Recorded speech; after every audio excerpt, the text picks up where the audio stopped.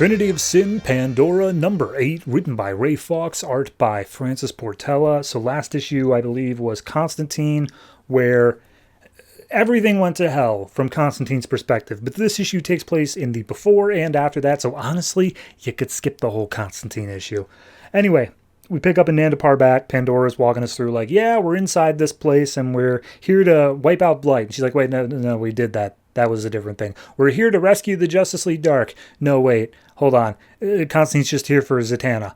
I don't know why we're here. Honestly, this storyline doesn't make any sense. That's pretty much what she says directly. So they're in Nanda Parbat, and as they're walking around, they point out the dead man is inside of Sea King's body, and he's also in the midst of it. So he comes out, and he's looking around. He's just like, yeah, all right, looks like you're doing a pretty good job at whatever it is you guys are doing here. And they're like, yeah, totally. So we are taking this magical energy from all the mystics in the world, and we're using that to help the crime syndicate because they say that this big bad enemy is coming to destroy the world, so we're going to use that to fight back against that. And that man's like, right, yeah, I knew all about that, totally. That's definitely a thing I know. And he keeps on, like, doing the big stand-up thing whenever Faust is like, oh, yes, you've inspired us. And he's just like, shut up, Faust, you suck. And he's like, oh, man. So at that point, Nick Necro steps up, and he's just like, dude, you can drop the act. We know you're not you. And he's like, what do you mean I'm not me? And Faust is like, what do you mean he's not him? I scanned him. It is him. He's like, yeah, no, totally. So Sea King goes to lunge at Nick Necro, and he does like some enchantment that shows it's actually dead man inside. And Constantine, or Nick Necro immediately says, Constantine's got to be in here. His whole crew is. So Faust sends a magic spell to knock out Dead Man, and he's like, hey, yeah, but like his Sea King's brain is actually in there too, so that's why I was tricked. I'm not totally incompetent, okay? I'm not. So at that point, security starts going off. The entirety of the Constantine issue happens, and then Pandora is also like, hey, all of us, we have to stay together. We gotta keep this together as best we can. So at that point, immediately all of them are overrun with like demons that Faust and Necro are bringing in. They're super unable to deal with it. And Pandora's looking over. She sees Zoriel standing nearby. And Zoriel's just standing there and just like chilling. He's not doing anything. He looks over at Pandora, gives her a smile, and she's like, oh, okay, I get it. I gotta get it. There's something going on here. So she blocks a punch from Nick Necro, and he's just like, hold up, I surrender. Seriously, go ahead, capture us. All of us will go willingly. So they're all brought into the containment center that Constantine was put into. They're all zapped up. And Faust like puts a blindfold over Pandora saying, I don't like the way she's looking at me. And immediately just disintegrates, being like, sorry, it's part of my curse. I'm forced to witness everything. And he's like, fine, whatever. He's stuck. So at that point, again, the whole Constantine issue's happening. It just jumps forward an hour later and says like, well, Nick Necro, it seems I had to save your ass from Constantine, showing that I am the better sorcerer. Yeah. So they start running the tests on Nightmare Nurse, and it sucks out a huge amount of magical energy, 22 megathaumatons, and they're just like, cool, did it work? Not in that we got out magic, but like, is she still alive? Because this thing needs to be like rechargeable. We need to be able to keep using it. And we cut back to her, and she is definitely worse for wear, but she is alive. So they're like, great, we did it. Awesome. We now have a rechargeable thing, but like, she is almost dead. So it's going to take a really long time to recharge her. Let's see if we can't go out and make some adjustments. So Necro goes out, and Swamp Thing tries to plead with him, being like, please, we're people. And Constantine's immediately just like, don't bother, man. He's not even going to care you. He once cursed a man for stealing a beer.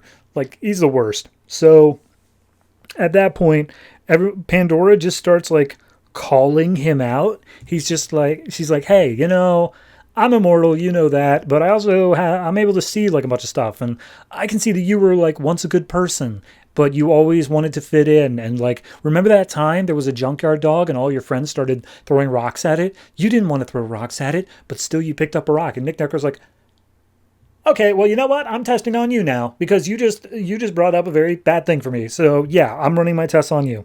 So he unlatches her from her current wheel prison thing, latches her into a new one, and she's just like, look, I get it. You the world can feel unfair and cruel, and you're inflicting pain on others to try to make up for your own thing, but like, it's not going to work. It's not going to help you. And Necro just stabs a knife into her chest and just like, dude, shut up.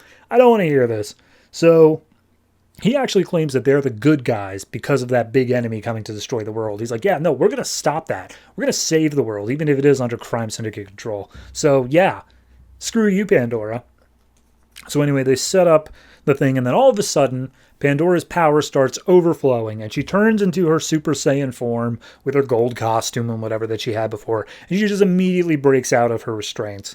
And the whole thing starts exploding. Nick Necro goes running back into his like little safety chamber thing with Felix.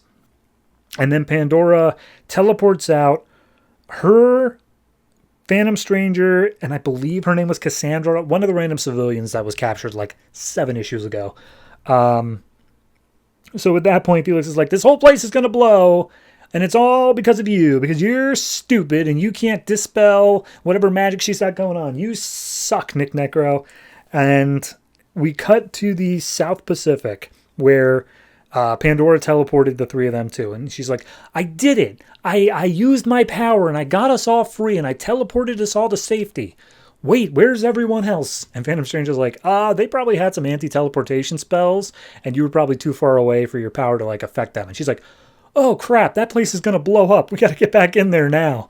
So yeah, that's where the issue ends. And then it picks up in like Justice League Dark or something. It's okay. I mean, I don't know. I really feel like this tie-in should have ended. Like, just, like, what are we doing now? I get that we're just kind of pacing it out and saying, like, okay, it's going to last as long as Forever Evil lasts, but, like, it doesn't have to. You don't have to do that. You can just tell your story and then it ends. Here's the thing, and this is a problem I have with any comic that releases, like, in a monthly schedule. They're so concerned about it lining up with whatever's going on in the universe because it's people who are reading the weekly comics. They're like, oh, they don't want something that's going to be like spoiling an event 2 weeks later or something like that. And I get it. You don't want to spoil anything. But like once they're in trade, and even once the comics are released, it doesn't matter. You know, like you don't have to stretch an event out because you don't want to like spoil something. Because as soon as it's done, it's not going to matter. It doesn't, like, no one's going to look back and be like, oh, well, it sucks that they spoiled it beforehand. Like, no, people are going to remember it by whether or not the story was good. And the fact that we are on, I checked, part 13 of Forever Evil Blight, it's too much. You bit off more than you could chew here. It's just too much. So, yeah, no, I mean, it's not that it's a bad story inherently, but, like, we killed Blight. That happened 4 issues ago. What are we still doing here? So, yeah, overall, I'd say this issue's probably like a 6. It doesn't do anything for me. It's just kind of like padding in any meaningful regard. It's not bad, though. But, like, overall, it's just every single issue just feels like this isn't the tie-in anymore. There shouldn't be a reason why I have to jump between each book to read this. You should have, if you wanted to do this, it should have been a weekly miniseries. You shouldn't have been interrupting all of these books and forcing me to go across the board for them, you know? So yeah, a little frustrating in that regard, but it's done now. What are you going to do?